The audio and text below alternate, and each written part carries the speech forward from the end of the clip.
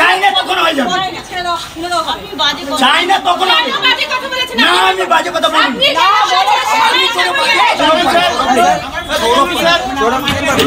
এখানে বন্ধ হবে না, বন্ধ হবে কেন? আমি এখন দায়িত্বে রয়েছি, আমার এখন অ্যাপ্রুভাল রয়েছে।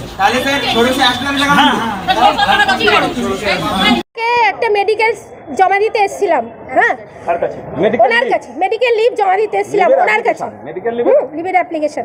উনি সেটাকে ছুঁড়ে পা দিয়ে লাথি মেরে ফেলে এইবার তারপরে আমি ওটা কুড়িয়ে নিয়ে আমি আমার ঘরে গিয়ে ম্যাডামদের ডেকে আনি, দেখো আমার এই অবস্থা, আমাকে আপনি চুপ করেন।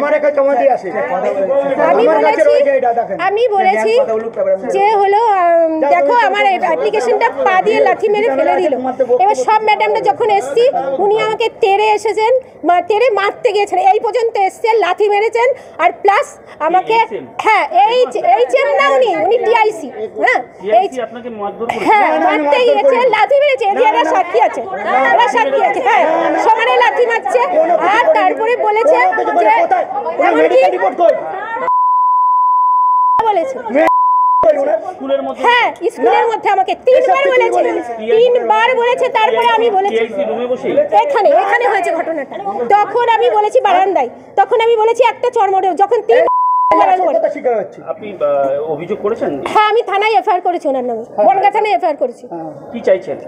আমি চাইছি ওনার মানে এই পদ থেকে ওনাকে সরানো, আমাদের স্কুলটা যাতে ভালোভাবে চলে, আর আমার এর যা করেছে তার জন্য তদন্ত হবে। আপনার নাম?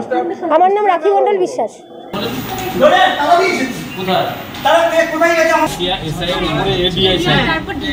স্কুল চলাকালীন একজন শিক্ষিকাকে লাথি মেরেছেন, চড় মারতে গেছেন এবং অশ্লীল ভাষায় তাকে না ওসব কিছুই করিনি। আপনার নামে থানায় অভিযোগ হয়েছে? হতে পারে। আমি উনি আমাকে যে অ্যাপ্লিকেশনটা দিয়েছে, এই অ্যাপ্লিকেশনটা উনি আমাকে দিয়েছেন, এইটা উনি আগে সিসিএল নিয়েছে, এই দেখুন এখান থেকে দেখো। আমি বলেছি যে সিসিএল, হ্যাঁ আমি সেটাই বলেছি, আপনি হয়তো পান, কিন্তু স্কুলের স্বার্থ আছে, স্কুলের স্বার্থ, যে স্বার্থটাকে চরিতার্থ করতে হবে, সেই স্কুলটাকে এগিয়ে নিয়ে যেতে হবে। তার জন্য দেখেন তালা দিয়ে যাচ্ছে, দেখুন তার জন্য আমি আপনাকে দ্বিতীয়বারের জন্য এই মেডিকেল ইস্যু করতে পারবো না। মারধর করেছেন? না মিথ্যে কথা। আপনি সিসি ক্যামেরা রয়েছে এখানে, সিসি ক্যামেরা রয়েছে স্যার, আমি আপনাকে ধর্মত বলছি, সিসি ক্যামেরা রয়েছে। আমি মারধর করতে যাবো কেন? হ্যাঁ আমি মারধর করতে যাবো কেন?